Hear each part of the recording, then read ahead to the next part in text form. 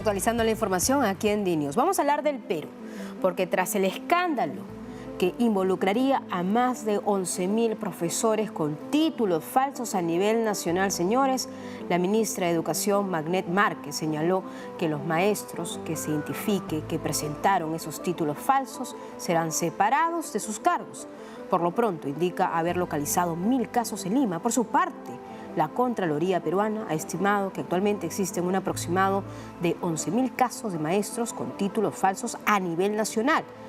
La ministra de Educación informó que desde el ministerio, desde su cartera, se ha desplazado a 107 funcionarios a lo largo del territorio peruano a fin de verificar que la documentación presentada por los maestros sea veraz. Escuchemos a la ministra de Educación del Perú. Sobre la pregunta de los mal llamados profesores o aquellos que fueron contratados con títulos falsos de docentes. El proceso de contratación es un proceso que está normado ya desde años atrás y donde siempre se incluye una disposición y una obligación de parte de la SUGEL de hacer control posterior. Esto supone verificar la documentación que presentan para evitar las situaciones que hemos visto. Sin embargo, queda claro a raíz del reportaje que no se ha venido haciendo, entonces nosotros ahí hemos pedido la intervención de control interno de la Contraloría a través de sus oficinas descentralizadas para establecer las responsabilidades. Adicionalmente a ello, hemos dispuesto un cruce general, una verificación general de todos los títulos presentados por el personal contratado. Pero acá hago hincapié en algo, y esto demuestra lo importante que es el sistema meritocrático. Esto demuestra el problema que nos podría generar este proyecto de ley que está por reconsiderarse respecto al nombramiento automático, porque ahí denota de que tenemos problemas con la contratación. En el nombramiento no quiere decir de que no vaya a presentarse estos casos, pero de hecho hay una selección mucho más rigurosa y hay una mayor competencia. Es necesario tener a los mejores profesores. Es la única manera de garantizar que vamos a mejorar la educación y sobre todo la educación de los que menos tienen, que es la educación pública. Y ese es el caso de los profesores con título falso en el Perú. En el Perú existen 576.000 profesores y el Ministerio de Educación detectó 1.000 posibles casos en Lima. La Contraloría estima 11.000 casos a nivel nacional. Y se van a despedir a los docentes con título falso, según lo que acabamos de escuchar también de la ministra de Educación. Pero para entrar en detalle y entender lo que viene pasando, para mí es un placer conversar con Marilú Martens, exministra de Educación precisamente. ¿Cómo está? Muy buenas tardes. Buenas tardes, Carmen. Muchísimas gracias. El placer también es mío. Un gusto conversar con usted. Mi primera pregunta es, ¿qué hacemos? Porque si comenzamos a analizar el tema a profundidad, al parecer lo que está pasando aquí es que no hay una correcta corroboración de la documentación de todos los maestros que optan por este mecanismo o por esta opción de ingresar a una plaza mediante documentación o expediente académico. Entonces, ¿qué podría hacerse desde estos momentos para poder aplacar esta situación? Porque al parecer solamente esa es la punta del iceberg, exministra. Así es, Carmen. Bueno, primero un poquito informar que existen dos grandes modalidades de docentes en función en la educación básica nacional. Son los docentes contratados y los docentes que están en la carrera pública, que ya son docentes nombrados. Este problema ha surgido de los docentes contratados, cuyos filtros, como bien lo explicó la ministra, no pasan necesariamente por el Ministerio de Educación, sino por las unidades de gestión educativas, ¿no? Que son quienes están a cargo, que tienen la responsabilidad del proceso de contratación para poder llenar las plazas, aquellas plazas que los docentes nombrados no llena, el número de docentes nombrados no llena, ¿no? Este problema ha salido sobre los docentes contratados, cuya responsabilidad entonces de verificación, ¿no?, de la documentación presentada cae sobre la UGEL. Por eso es que la ministra ha llamado a la UGEL a tomar las medidas inmediatamente sobre el caso. Y además, que me parece muy pertinente, también está la Contraloría y la Fiscalía de la Nación iniciando este proceso de recopilación de información de todas las UGEL del Perú, ¿no?, sobre, bueno, a raíz de esta denuncia, y ellos tienen que, bueno, que ver y tomar las medidas administrativas y legales que correspondan, ¿no? Ese es este problema que ha salido. Pero el problema va más allá, Carmen, y es que ha venido sufriendo las reformas educativas que se han venido implementando en el país más de 10 años, una serie de golpes de contrarreforma por parte de leyes, ¿no?, que se están queriendo implementar y que definitivamente no podemos voltearnos. Exacto, y dejar no que podemos esto... taparnos simplemente y que todo siga sucediendo, porque hay situaciones incluso, y de eso vamos a hablar a continuación, de algunas iniciativas legislativas que asustan, asustan por lo menos. Tremendamente, tremendamente. Y solo para terminar, Carmen, estas, digamos, dos grandes modalidades de servicio que prestan los docentes. Uno es la carrera pública magisterial. Y lo que sí es importante es que dos pasos importantes tiene la carrera pública magisterial, y el primero justamente es la evaluación de los expedientes, que equivale al 40% para la puntuación al ingreso. Esta evaluación de expedientes, ¿no?, se hace rigurosamente y se verifica además con la Superintendencia Nacional de Educación Superior la veracidad de los documentos presentados por los docentes. Eso es bien importante que sepamos, porque además de la hoja de vida que presentan de los docentes y la documentación que la respalda, presentan una declaración jurada, ¿no?, en la que ellos realmente confirman que toda la información es correcta, es legal. Entonces, si algún docente no hubiera presentado en la carrera pública magistral esos documentos, entonces inmediatamente son sujetos a un proceso de investigación. Entonces, y te lo digo ¿por qué es importante? Porque justamente la meritocracia es la que ha sufrido un golpe, yo sé que de eso vamos a hablar, ¿no? Y si quitamos esta meritocracia, entonces quitamos un filtro muy importante.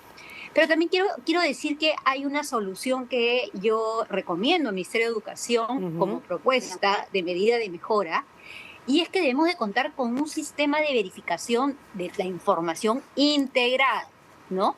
Para que no solamente para el proceso de la evaluación, para el ingreso a la carrera pública magisterial, sino para también el proceso de contratación, que permita además que durante esta etapa la evaluación de los expedientes tengan un control posterior, como señala la norma, ¿no? Y además, no solo para verificación de la documentación, sino también es muy importante ver que no hayan antecedentes policiales, penales, registro de sanciones, porque los servidores civiles están sujetos a esto, ¿no? Entonces, sí tiene que haber un sistema integrado donde tanto para el ingreso a la carrera pública magisterial como para la contratación, las instituciones, llámese Ministerio de Educación, llámese SUNEDU, llámese UGEL, puedan tener acceso a esta información integrada sobre los docentes. Qué importante y qué ilustrativo esta explicación, porque es sustancial para empezar con el análisis y el debate. Entonces, si hablamos de la modalidad de contrataciones, ¿no?, de estos docentes, por esa vía, por ese lado, ¿en quién recae la responsabilidad? Porque ya se han pronunciado algunas UGELs al respecto, ya está comenzando a investigar incluso en otras UGELs, porque podría haber casos similares. Y la verdad parece que aquí todo el mundo no quiere meterse sobre ello, no es como que, bueno, que se investigue, pero es el responsable de la UGEL. La responsabilidad de la contratación es la UGEL. Pero yo creo, Carmen, que justamente para evitar eso de que mi responsabilidad es esta acá y acá para... Exactamente. Ya entró, digamos, la Contraloría, ¿no?, la Contraloría como órgano fiscalizador, ¿no?, de todas las instituciones públicas para el cumplimiento, para el buen cumplimiento de las funciones de cada uno. Entonces, yo lo voy a dejar ahí en las manos de la Contraloría, que hagan la investigación del debido proceso y que caigan las responsabilidades, ya sean administrativas, ya sean penales, las que sean, pero que de una vez eso pueda avanzar, definirse y esclarecerse y evitarse. Pero ese es el problema. Pero ¿cómo evitar el problema? Yo sugiero avancemos con un sistema integrado de información donde la UGEL, el Ministerio, tengan acceso a poder tener cómo verificar esta información. Exactamente, que haya una gran base de datos y se pueda corroborar cada uno de los documentos que se ingresa por esa modalidad. Ahora vamos a hablar de un tema que seguramente muchos de los que nos están escuchando, sobre todo peruanos, porque nos escucha también el auditorio de la Comunidad Internacional de América Latina, es acerca de la politización en la educación, es decir, cómo la educación a través de los años y parece que se ha convertido en bastión político. Bueno, bien sabemos que el expresidente Pedro Castillo Terrones tenía algunas intenciones incluso con su FENATE, ¿no? Y bueno, por ahí también hubo algunos personajes que llamaron la atención, pero dejando eso de lado, hablando de la educación como tal, su balance en estos momentos, ¿qué tanto el elemento, el componente político está afectando, digamos, a la institucionalidad del sector educativo de nuestro país? A ver, lamentablemente no es muy bueno lo que tengo que decir. Hemos tenido golpes muy fuertes, como, bueno, ya veníamos con muchos retrasos, ya veníamos con muchas deficiencias, muchas brechas que cerrar. Nos llegó la pandemia, nos golpeó muy fuerte, fuimos uno de los primeros países en cerrar las escuelas y hemos sido uno de los últimos en abrirlas, sin tener las condiciones básicas de calidad para los estudiantes en este periodo que hemos tenido de virtualidad, de educación a distancia. Somos un país en el que se habla de pobreza, de altos índices de pobreza de aprendizaje. Esos son niños y niñas de 10 años que no saben leer, ¿no? Hemos retrocedido y la última evaluación muestral que ha publicado el Ministerio de Educación este año así lo refleja, ¿no? Hemos retrocedido y ante los números, ante la evidencia científica, no hay nada que decir, ¿no? No es parecer, no es no, si vamos a ir mejor, son números, ahí están los logros de aprendizaje de nuestros estudiantes y hemos retrocedido, que ya estábamos bastante lejos de lo que deberíamos estar. Entonces, sí, además hay una mirada, yo creo que muy egoísta, ¿no?, de algunos parlamentarios en cuanto a cómo avanzar con la educación. Y lo digo sesgada, egoísta, porque finalmente no es el centro del interés de todos la calidad educativa para los estudiantes. El estudiante no es el centro del interés, ¿no?, de las actividades, de las leyes, de los retrocesos que se están haciendo. Muestra de ello fue primero el golpe que se hizo contra la ley universitaria. Nosotros veníamos 6 años implementando una ley universitaria, la cual tuvo grandes avances y nos dio al país la seguridad de que ya no tendríamos las 145 universidades que teníamos antes de la ley, ¿no? Pero hoy ya podíamos hablar de tener 95 universidades que cumplían con condiciones básicas de calidad y que todas las universidades habían hecho un gran esfuerzo, por supuesto, humano, presupuestal, de tiempo, para poder dar a los estudiantes y al país profesionales, ¿no?, formados con esas condiciones. Bueno, acá hubo un golpe, se cambió la conformación de la SUNEDU, ¿no?, donde el consejo directivo era juez y parte porque estaba conformado por quienes eran evaluados, ¿no? Es como que yo misma me evalúo, yo mismo me pongo la nota, yo mismo me digo si estoy bien o estoy... Eso fue. Entonces, eso fue un golpe fuerte, Carmen. Después, bueno, ha venido esto de la meritocracia, ¿no?, en la cual realmente es indignante porque eso sí afecta directamente a la calidad del servicio, del derecho fundamental que tenemos todos los peruanos de tener una educación de calidad. Y este nombramiento automático, porque eso es lo que esta ley, este proyecto de ley quiere implementar, sí. Está muy lejos, ¿no?, de esa educación, de ese docente que necesitamos para la educación de calidad que queremos. Por supuesto. Y hay muchísimas investigaciones, Carmen, porque a mí me gusta siempre citar investigaciones, documentos científicos, ¿no?, en el que la implementación de sistemas de meritocracia en las carreras de los docentes dan solamente resultados positivos a la calidad de la educación. Ahora, es verdad que todo proceso es perfectible, ¿no? Es verdad que deben diseñarse de manera adecuada y que deben considerarse factores de equidad, factores de transparencia, ¿no? Y como te digo, todo es perfectible. Y eso yo creo que todo es perfectible y ese aspecto es importante, pero claro, siempre tiene que haber una base sólida. ¿Y cuál es esa base sólida? La meritocracia, precisamente, porque ese es el gran ángulo de esta arista, también de este debate. Y yo le agradezco mucho a la ex ministra de Educación, Marylú Martens, porque ha marcado en agenda algo que evidentemente se necesita. Primero, un sistema integrado de información. Todos tenemos que saber, incluso eso debe ser transparente. Todos tenemos que tener acceso, incluso quién enseña a nuestro hijo, no o bueno. A ver, que ya lo sepan las autoridades para saber si la persona es idónea o no y tiene también pues los títulos pues correctos, porque estamos hablando de títulos falsos que enseñan precisamente a niños. Ex ministra, su última reflexión, por favor, para cerrar la entrevista.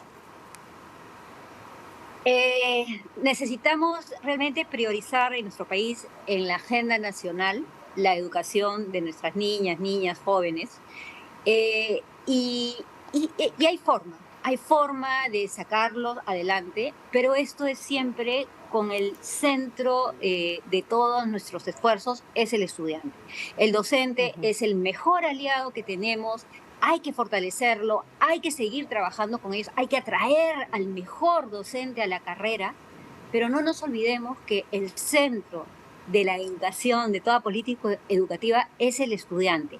Y trabajando juntos en pro del estudiante y, por supuesto, fortaleciendo todos los componentes, personas, infraestructura que están alrededor para que eso logre, yo creo que lo vamos a lograr. Y eso es posible. Hay muchos países que lo han hecho. Nosotros hemos avanzado en los últimos años. No retrocedamos y esa es mi mirada, ¿no? Le agradezco mucho, ministra. Le agradezco mucho porque ha quedado muy claro y sobre todo vamos a hacer seguimiento también a estos casos. Estamos seguros que la Contraloría va a seguir encontrando muchísimos más de esto que podría ya incluso tornarse hasta como una mafia. Gracias a la ex ministra de Educación, Marylú Martens, por su participación aquí en DiNews.